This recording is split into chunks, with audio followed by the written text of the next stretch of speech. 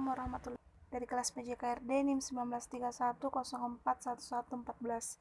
Di sini saya akan menjelaskan sedikit tentang skala pengukuran dan instrumen penelitian. Skala pengukuran dan instrumen penelitian, macam-macam skala penelitian. Skala pengukuran merupakan kesepakatan yang digunakan sebagai acuan untuk menentukan panjang pendeknya interval yang ada dalam alat ukur, sehingga alat ukur tersebut jika digunakan akan menghasilkan data kuantitatif. Contohnya timbangan emas sebagai instrumen untuk mengukur berat emas.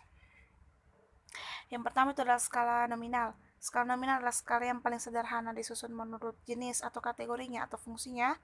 Bilangan hanya sebagai simbol untuk membedakan sebuah karakteristik dengan karakteristik yang lainnya. Skala nominal adalah skala yang hanya mendasarkan pada pengelompokan atau pengkategorian peristiwa atau fakta, dan apabila menggunakan notasi angka, hal itu sama sekali tidak menunjukkan perbedaan kuantitatif, tetapi hanya menunjukkan perbedaan kualitatif. Uhar Suar Saputra 2012. Adapun ciri-ciri dari skala nominal adalah yang pertama itu adalah kategori data bersifat mutually eksklusif atau saling memisah.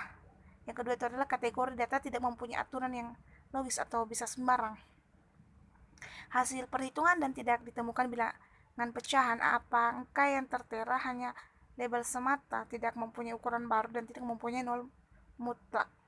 Yang kedua adalah skala ordinal. Skala ordinal ini adalah skala pengukuran yang mana skala yang digunakan disusun secara runtut dari yang rendah sampai yang tinggi. Skala ordinal skala yang diurutkan dari jenjang yang lebih tinggi sampai skala yang terendah atau sebaliknya. Adapun ciri-ciri dari skala ordinal antara lain itu yang pertama adalah kategori dan saling memisah.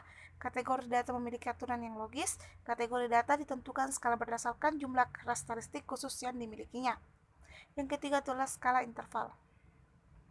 Skala interval adalah skala yang menunjukkan jarak atau data dengan data yang lain dengan bobot nilai yang sama. Sementara menurut Uhar dalam bukunya Metodologi Penelitian Kuantitatif, Kualitatif, dan Tindakan menjelaskan bahwa skala interval adalah skala pengukuran yang mana jarak satu tingkat dengan yang lain sama. Ciri-ciri dari skala ini menurut Uhar ada 5. Yang pertama itu adalah kategori dan bersifat saling memisah. Yang kedua itu adalah kategori data memiliki aturan yang logis. Yang ketiga itu adalah kategori yang ditentukan skalanya berdasarkan jumlah karakteristik khusus yang dimilikinya. Yang keempat itu adalah perbedaan karakteristik yang sama, tergambar dalam perbedaan yang sama dalam jumlah yang dikenakan pada kategori. Dan yang kelima itu adalah angka 0 hanya menggambarkan satu titik dalam skala atau tidak punya nilai 0 atau slot. Yang keempat itu adalah skala rasio. Skala ini adalah skala interval yang benar-benar memiliki nilai 0 atau mutlak. Dengan demikian, skala rasio menunjukkan jenis pengukuran yang sangat jelas dan akurat. Selanjutnya itu adalah macam-macam skala sikap. Skala ini hanya digunakan untuk mengukur sikap. Perkembangan ilmu sosiologi dan psikologi yang banyak menggunakan ini untuk khusus mengukur sikap. Beberapa skala sikap yang dapat digunakan untuk penelitian administrasi pendidikan dan sosial antara lain itu adalah yang pertama itu adalah skala Likert. Skala ini digunakan untuk mengukur sikap, pendapat, dan persepsi seseorang atau kelompok orang tentang fenomena atau gejala sosial yang terjadi.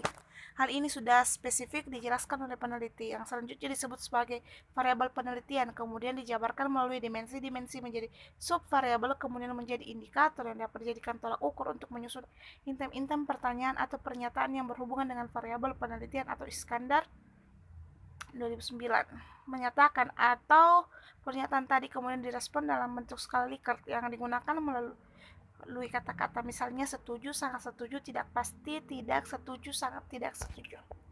Yang kedua adalah skala Guttman. Skala Guttman menggunakan dua jawaban yang tegas dan konsisten, yaitu ya, tidak, positif, negatif, tinggi, rendah, yakin, tidak yakin, setuju, tidak setuju, dan lain-lain. Yang ketiga adalah semantik diferensial. Skala diferensial digunakan untuk mengatur sikap perbedaan semantik responden untuk menjawab pernyataan dalam satu garis kontinuum yang bertentangan, yaitu positif negatif. Data yang diperoleh biasanya data interval yang digunakan untuk mengukur sikap seseorang atau kelompok. Iskandar 2009. Skala ini berisikan serangkaian karakteristik bipolar atau dua kutub seperti panas dingin, baik buruk, dan lain-lain. Karakteristik bipolar mempunyai 3 dimensi dasar sikap seseorang terhadap objek potensi, yaitu kekuatan atau interaksi fisik satu objek, evaluasi, yaitu hal-hal yang menguntungkan atau tidak aktivitas yang ditingkatkan gerakan satu objek. Yang keempat itu adalah rating skala. Berdasarkan ketiga skala, semua data yang diperoleh adalah data kualitatif yang dikuantitatifkan, sedangkan rating skala adalah data mentah yang didapat berupa angka kemudian ditafsirkan dalam pengertian kualitatif. Dalam model rating scale, responden tidak akan menjawab dari data kualitatif yang sudah tersedia, tapi menjawab dari jawaban kuantitatif. Dengan demikian, range skala lebih fleksibel, tidak terbatas untuk pengukuran sikap saja. Selanjutnya adalah instrumen penelitian. Dalam penelitian bidang pendidikan, teknik pengumpulan data yang lazim adalah menggunakan instrumen. Dalam menjalankan penelitian, data merupakan tujuan utama yang hendak dikumpulkan dengan menggunakan instrumen. Instrumen penelitian adalah nafas dari penelitian. Menurut Hari Kunto, 1995, instrumen penelitian adalah sesuatu yang penting dan strategis kedudukannya dalam pelaksanaan penelitian. Penyusunan instrumen latihan. Menurut Nana Sujanta atau Uhar Suara Saputra 2012, dalam menyusun instrumen penelitian ada beberapa hal yang harus diperhatikan. Itu adalah masalah dan variabel yang diteliti, termasuk indikator variabel harus jelas sehingga dapat dengan mudah menetapkan jenis instrumen yang digunakan. Sumber data atau informasi baik jumlah maupun keragaman harus diketahui terlebih dahulu sebagai bahan dasar dalam menentukan isi atau bahasa sistematika item dalam instrumen penelitian. Keterandalan dalam instrumen itu sendiri sebagai alat pengumpulan data atau objektivitas dan lain-lain. Jenis data yang diharapkan dari pengguna instrumen harus jelas sehingga peneliti dapat menentukan gaya analisis dan pemecahan masalah penelitian. Mudah dan praktis digunakan akan tetapi dapat menghasilkan data yang diperlukan. Sarana instrumen penelitian. Yang pertama itu adalah angket. Merupakan daftar dibedakan menjadi tiga, yaitu angket terbuka adalah angket yang disajikan dalam bentuk isian, tentunya disertai dengan pertanyaan.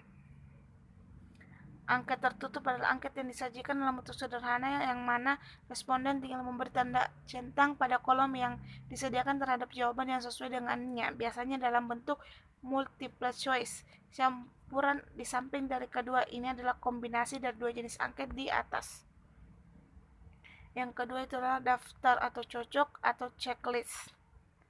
Ini hampir sama dengan angket tertutup karena hanya tinggal memberi tanda pada tes yang diberikan terhadap jawaban kanan kita. Bedanya dengan angket checklist dibuat sedikit lebih sederhana. Yang ketiga itu adalah skala. Skala menunjukkan pada sebuah instrumen pengumpulan data yang bentuknya seperti daftar cocok, tapi alternatif yang disediakan merupakan suatu yang berjenjang. Skala banyak digunakan untuk mengukur aspek-aspek kepribadian atau kewajiban. Mungkin itu saja yang bisa saya jelaskan mengenai skala pengukuran dan instrumen penelitian. Lebih dan kurangnya mohon dimaafkan. Wabillahi taufiq wal hidayah. Wassalamualaikum warahmatullahi wabarakatuh.